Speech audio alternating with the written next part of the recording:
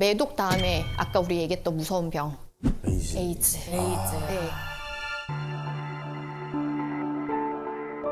근데 요즘은 에이즈라는 말을 사실은 잘 안 써요. HIV 보균자라는 말을 더 많이 씁니다. 그 이유가 뭐냐면 에이즈를 일으키는 바이러스 이름이 HIV예요. 사람 면역 결핍 바이러스고 에이즈는 후천성 면역 결핍증인데 이 HIV가 들어와서 면역 세포를 막 죽여요. 그래서 이 면역력이 완전 떨어져서 생기는 병이 에이즈예요. 아. 근데 옛날에는 HIV에 감염되면 다 에이즈가 됐어요. 그래서 HIV 보균자라는 말을 안 쓰고 그냥 다 에이즈였던 거예요. 근데 이제는 약이 너무 좋아져서 에이즈까지 가지 않는 경우가 대부분입니다. 그래서 그냥 HIV 보균자다가 끝이에요. 그래서 HIV에 감염됐다고 다 에이즈는 아니라는 거죠. 그래서 약을 계속 먹게 되는데 약을 먹다 보면 이 몸 안에 있는 바이러스 타이터 검사를 했을 때 거의 0에 수렴할 정도로 검출이 안 돼요. 그렇기 때문에 예전만큼 어마무시하게 막 무섭고 생명을 앗아가는 병이라기보다는 평생 관리해야 되는 만성질환이다라고 요즘은 인식이 조금 바뀌고 있거든요. 그런데 우리가 에이즈라면 떠올리는 편견들이 몇 개 있어요. 그렇죠. 동성애자. 네. 예, 그리고 에이즈 뭐 걸리는 사람이랑 밥도 같이 먹으면 안 된다. 맞아요. 밥 먹으면 막 침. 괴담들 침으로 옵는. 달고. 이런 거 막 편견과 오해거든요. 성접촉으로 걸리는 경우가 사실 대부분이에요. 이 성접촉에서 보면 양성 간의 성접촉이 가장 퍼센트가 높아요. 저게 사실 양성간이라기보다는 항문성교? 일대 위험도가 조금 더 올라가는 건데 왜냐하면 항문성교를 할 때 상처가 생길 확률이 더 높아지기 때문이에요. 상처가 있으면 균이 잘 침투되겠죠. 네. 네, 그래서 항문성교를 할 때 조금 더 전염률이 높아서 그런 동성애자들이 퍼뜨린다라는 오해가 생겼던 거고요. 실제 그 사람들이 한다고 자연 발생하는 게 아니고 전염병인 거죠. 그냥 일반적인 성관계를 할 때도 상처가 생긴다면 전염이 더 잘 돼요. 그래서 모든 성병은 남성이 여성한테 전염할 확률이 더 높습니다. 그 이유가 여성은 상처가 생긴 경우가 좀 더 많고요. 남자는 상처가 생기는 일이 별로 없기 때문에 그렇거든요. 그러면 한 번 성접촉으로 얼마나 걸리는지 보시면 근데 그렇게 높지는 않은데? 생각보다 높지 않죠. 1% 정도예요. 한 번 관계로. 그래서 막 어마무시하게 떨지는 않아도 된다. 하지만 당연히 조심하셔야 되고요. 그리고 수혈이 가장 높아요. 그러니까 피가 섞이는 게 가장 확률이 높고요. 수직 감염도 좀 높죠. 임신부가 아기를 낳을 때 수직 감염이 22%, 뭐 23% 높은데 요즘은 약이 굉장히 잘 나왔다고 말씀드렸잖아요. 그 약을 잘 복용을 하는 경우에는 1% 미만으로 떨어져요. 물론 그럼에도 불구하고 제왕절개를 합니다. 그러면 아기는 괜찮아요. 아이한테 네. 균이 안 가요? 네. 그러면 저희가 타액으로 옮는다 봐. 이거는 사실 아니네요. 아닙니다. 성관계에도 1%인데. 그럼 관계를 할 때 네. 콘돔을 끼고 하면은 그런 어떤 그 전염 능력이 없는 건가요? 많이 떨어집니다. 확률이. 만약에 보균자인데 애인이 생겼어요. 애인은 비보균자예요. 근데 두 분이 연애를 할 때는 어떻게 해야 하느냐? 이분은 항바이러스제, HIV 치료제를 복용을 하시고 이 상대는 프랩이라는 약을 먹어요. 예방약이에요. HIV 예방약을 먹고 이렇게 두 분이 관계를 하면 전염률은 거의 0이다. 그러니까 죽는 병이라기보다는 평생 관리하는 병. 네, 이렇게 바뀌고 있습니다. 당연히 그래도 걸리면 안 되니까 항상, 항시 사람을 만날 때 조심하시고 파트너가 바뀔 때마다 검사를 꼭 하시는 걸 추천을 드립니다. 성기사마귀, 콘딜로마, 곤지름 들어보신 적 있으시죠? 아, 곤지름으로 들어본 적 있어요. 외음부에 이렇게 몽글몽글하게 뭐가 생겨요. 그러니까 사마귀 덩어리 같은 게 생기는 거거든요. 이런 질환이 생기는 바이러스를 HPV라고 하는데 이런 성기사마귀도 일으키지만 암 종류를 일으키는데 자궁 경부암, 아. 그리고 남성의 성기암, 항문암, 두경부암, 드물게 여성의 질암 이런 암들을 일으킬 수 있어요. 그래서 자궁경부암 백신 주사라고는 많이 들어보셨을 거예요. 그게 바로 이 HPV를 예방하는 주사입니다. 현재 12세에서 17세 여성분들 나라에서 주사 놔주니까 꼭 맞으시면 좋고 26세까지는 항체가 가장 의미 있게 생긴다라고 되어 있어서 26세 이전에 맞는 걸 가장 추천을 드리고 나이가 더 들어도 맞는 게 좋은데 근데 이거는 여자만 맞는 거잖아요. 맞아요. 나라에서 해주는 거는. 근데 남자분들은 돈 내고 맞으실 수 있습니다. 맞을 수 있어요. 네, 두경부암이나 성기암, 항문암 예방 효과가 있기 때문에 둘 다 맞는 게 낫지 않나? 둘 다 맞는 게 좋겠네. 네, 남자도 맞는 게 좋고 해외에서는 실제로 남성분들이 굉장히 많이 맞아요. 두경부암 때문에. 근데 이 HPV는 증상이 아무것도 없어요. 그냥 얘네가 일으키는 증상은 곤지름 아니면 암. 딱 이거. 그래서 내가 갖고 있는지는 검사를 하기 전에 모릅니다. 병이 걸리지 않으면. 근데 실제 검사를 해보면 굉장히 많고요. 특히 20대, 30대 초반 성적으로 활발하신 분들은 90% 이상이 거의 다 양성으로 나와요. 병원에 오셨을 때. 따라서 HPV는 예방을 하면 가장 좋거든요. 역시 콘돔이 가장 좋은 방법 중에 하나고요. 파트너가 바뀌면 꼭 검사를. 제가 생각했을 때 진짜 이거는 웬만하면 안 걸리는 게 좋다. 제일 치명적인 건가? 뭐죠? 증상을 가장 많이 일으키는 성매개 질환인데 헤르페스입니다.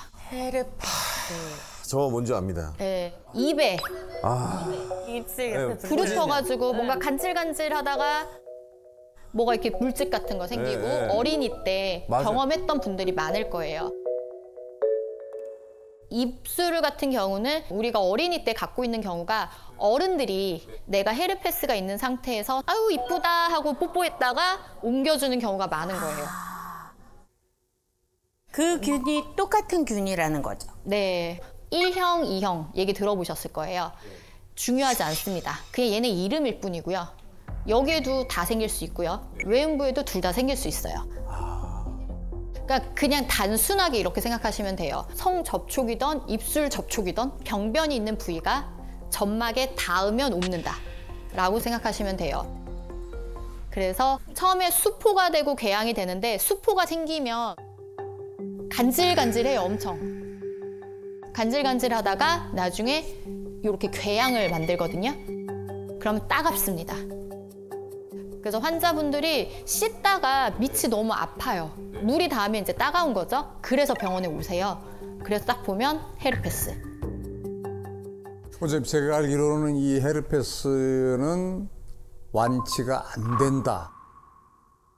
네, 맞아요. 한 번 걸리게 되면 신경절에 살아요. 신경절에 살아서 내가 면역력이 떨어질 때마다 기어 나와서 그 병변을 만드는데 우리가 항바이러스제를 복용을 하죠. 그럼 밖에 있는 바이러스는 죽어요. 그래서 그 병변은 없어지는데 신경절에 있는 바이러스는 안 죽어요. 그럼 어떻게 그 바이러스를 죽이는 방법이 없습니다. 그럼 갖고 평생 사는 거예요? 평생 사는 거예요. 그래서 제가 안 걸리는 게 좋다라고 말씀을 드렸던 거고. 근데 증상이 밖으로 막 포진이 생기지 않았으면 전염성은 없는 거잖아요. 복균하고 있어도. 그거에 대해서 무증상 흘림이라는 게 있는데 그것도 아니네. 그것도 옮겨요. 네, 증상이 없고 밖에서 봤을 때 멀쩡한데도 전염이 되는 경우가 있거든요. 근데 사실 이거를 잘 살펴보면 전조 증상이 있어요. 처음에 수포가 되기 전에 바이러스들이 이제 여기 깔려 있잖아요. 근데 아직 수포는 안 생겨서 육아는 정상이에요. 하지만 이때 본인은 뭔가 그 부위가 뻐근하고 약간 근육통처럼 뭔가 거기 살이 아파요. 뭐 여기 팬티 라인 있는 이런 림프가 아프다던가 혹은 그쪽 다리가 저린 사람도 있고 사람마다 되게 달라요. 그래서 이런 전조 증상이 있을 때도 관계를 하지 않으시는 게 좋고 전조 증상이 있거나 수포 단계일 때 약을 먹으면 확 없어집니다. 아예 그럼 빨리 초기 진압이 중요하네요. 네, 그러고 궤양이 됐을 때는 약을 아무리 먹어도 상처 자체가 피크를 찍고 회복하는 시간이 걸리기 때문에 그때 약이 별로 효과가 없어요. 그래서 자주 재발하는 분들은 그래서 아예 약을 드려요. 갖고 계세요. 그러고 전조 증상 있을 때 긴가민가 해도 그냥 드세요. 아니어도 상관없으니까 그냥 드세요. 그렇게 해서 말씀을 드려요. 이렇게 들으니까 선생님 그 미팅 때 하셨던 그 질문이 저 마지막 성병 검사는 언제 해보셨어요? 이제는 필수적으로 서로에게 해야 되는 새로운 문화로 좀 자리를 잡아야겠네요. 그렇죠. 이게 계속 살펴볼 수가 없잖아요. 오히려 빨리 물어보는 게 더 좋네요. 그렇죠. 그 올마도 네가 말한 게 이거였구나. 아프네. 약간 이렇게. 그래서 제가 항상 환자분들한테도 말씀드리는 게 성관계를 하는 게 쾌락만 쫓지 말아라. 쾌락만 쫓았을 때 이런 병에 걸리면 너무 속상하고 억울하고 현타가 오고 그렇게 되는 거죠. 그래서 내가 한 행위에 책임을 질 수 있는 마음가짐도 성관계에 되게 중요하다. 그리고 흔히들 오해하시는 게 질염 막 이런 게 있다? 이런 분들은 오히려 성관계 질환이 아닙니다. 그냥 혼자 걸리는 게 많아요. 증상을 일으키는 질염은 사실 크게 두 개가 있어요. 사실 거의 이 두 개밖에 없어요. 하나는 세균성 질증이라고 해서 가디넬라 베지날리스라는 균에 의해서 걸립니다. 이 균이 질에 원래 살고 있는 균이에요. 그런데 원래는 좋은 균이 많고 잡균들이 그냥 이렇게 꾸질꾸질하게 있는데 얘들이 확 늘어난 거죠. 얘들이 확 증식하고 좋은 균이 밀려 나온 거예요. 이렇게 되면은 질내 환경이 완전히 바뀌게 되거든요. 그렇게 되면 증상이 냄새가 엄청 나요. 원래 우리 냉은 냄새가 안 나요. 원래 냄새가 안 나는 게 정상이에요. 냄새가 난다? 그럼 병원에 가셔야 돼요. 그리고 노란색 냉이 나옵니다. 이 두 가지 증상이 세균성 질증이고 질내 밸런스가 깨져서 생긴 거다. 그러니까 내가 뭐 어떤 균이 들어오거나 뭘 잘못해서 생기는 건 아니고 면역력이 떨어지거나 그냥 이 안에서의 밸런스가 그냥 붕괴된 것 뿐이기 때문에 병원에서 항생제를 먹으면 다시 원래 밸런스로 돌아가게 됩니다. 근데 이걸 안 하잖아요. 그냥 계속 이 상태로 있어요. 원래대로 돌아가지 않아요. 그럼 계속 냄새가 나는 거죠. 근데 한 달에 한 번 그 생리 주기가 끝날 때쯤에는 약간 그런 증상들이 좀 있잖아요. 그래가지고 안에 씻어내는 막 세정제 막 이런 거 요즘에 질 안 세척 말씀하시는 거죠. 네. 그런 걸로 셀프 관리를 하는 건 안 될까요? 그 생리 끝물은 사실 피 때문에 나는 냄새예요. 피가 질 안에 소량 고여서 산화가 되다 보니까 균들하고 섞이면서 냄새가 좀 날 수 있는 거거든요. 그럴 때 그 냄새는 되게 예민하신 분들은 본인은 맡아요. 그게 싫다면 안쪽을 그렇게 세척해내는 거는 나쁜 방법은 아닌데 근데 자꾸 사용하면 정상적으로 잘 있는데 뭐가 들어와서 흐트러뜨리는 거거든요. 그래서 평소에 사용하는 거는 완전 비추입니다. 그 두 번째, 칸디다 질염이라고 있어요. 쉽게 곰팡이라고 많이 말을 하기도 하고요. 정확하게 진균 감염인데요. 인터넷에 찾아보시면 치즈 덩어리 같은 분비물이 나오는 게 특징입니다 라고 되어 있는데 실제 임상에서 보면 치즈 덩어리 같은 분비물이라기보다는 녹색이나 물 같은 냉이 속옷이 젖을 만큼 나오거나 약간 노란색의 납작한 그런 덩어리 같은 분비물이 나오는 게 칸디다 질염. 그리고 이게 나오면서 질 입구가 엄청 가려워요. 그런데 이 칸디다는 우리가 몸 안에 다 조금씩 가지고 있어요. 이런 피부 밑에도 다 조금씩 있고. 그런데 이렇게 자주 걸리시거나 하는 분들이 있는데 1년에 6번 이상 걸리면 저희가 만성 칸디다라고 하고요. 최근에 타이트하게 한 3번 걸려도 만성을 의심해봐라 라는 데이터가 있어요. 그래서 만성으로 걸리시는 분들은 이게 몸에 많은 거겠죠. 많고 면역력이 떨어져 있는 거예요. 이런 경우에는 만성에 준한 치료를 따로 하셔야 됩니다. 그리고 또 막 성관계 할 때마다 이거 걸린다. 그래서 막 남자친구한테 옮은 것 같다. 이렇게 또 병원에 와서 말씀하시는 분들이 계시는데 관계하고 나서는 일시적으로 분비물도 나오고 뭔가 냄새도 나는 것 같고 질염인가? 이렇게 오해하신 경우가 많아요. 근데 콘돔을 쓰지 않고 하는 성관계에서 남성의 쿠퍼액이 여성의 질 안에 다 고여 있게 됩니다. 그리고 여성도 평소보다 분비물이 더 많이 나오게 되죠. 이게 또 다 질 안에 고여 있게 돼요. 그리고 남성의 쿠퍼액은 염기성이고 여성의 질은 산성인데 이 쿠퍼액이 들어옴으로써 이 산도가 깨져요. 그럼 약간 일시적으로 흐트러지겠죠. 그리고 분비물이 고여 있으니까 이게 한 3일, 5일 정도 흘러나와요, 계속. 그리고 막 열심히 냄새를 맡으면 냄새가 나는 것도 같아요. 근데 이 분비물이 밖으로 나오고 젖상균들이 열심히 일을 하고 우리 점액에서 삼출물도 열심히 일을 해서 다시 원래 컨디션으로 바꿉니다. 그래서 아무것도 안 해도 원래대로 돌아간다.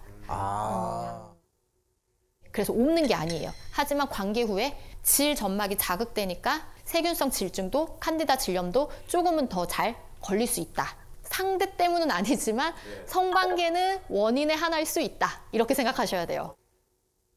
그리고 굉장히 많은 분들이 분비물이 나와도 질염인 줄 아세요. 질염은 제가 앞서 말씀드린 그런 증상이 있는 게 질염이고요. 분비물은 그냥 분비물이에요. 이거를 질염이라고 생각하고 나는 계속 질염에 걸린다. 질염 여자의 감기다. 뭐 이것 때마다 막 질정을 넣어야 된다. 이 제품을 사서 써야 된다.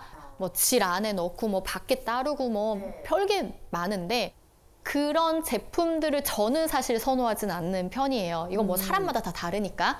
그 이유가 그 후기를 자세히 보잖아요. 제가 일주일 썼는데 아직 잘 효과를 모르겠어요. 라면은 더 써보세요. 라고 하시거든요. 더 썼더니 좋아졌어요. 이런 댓글들이 있어요. 근데 우리 냉의 사이클이 있거든요. 가만히 둬도 좋아지는 시기가 온 거예요.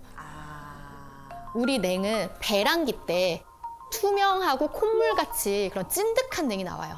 콧물 같은 냉이 일주일 정도 나오고요. 그 다음 일주일은 약간 하얗고 몽글몽글한 냉이 나와요. 그리고 그 다음 일주일에 생리하고요. 그 다음 일주일에 뽀송뽀송해요.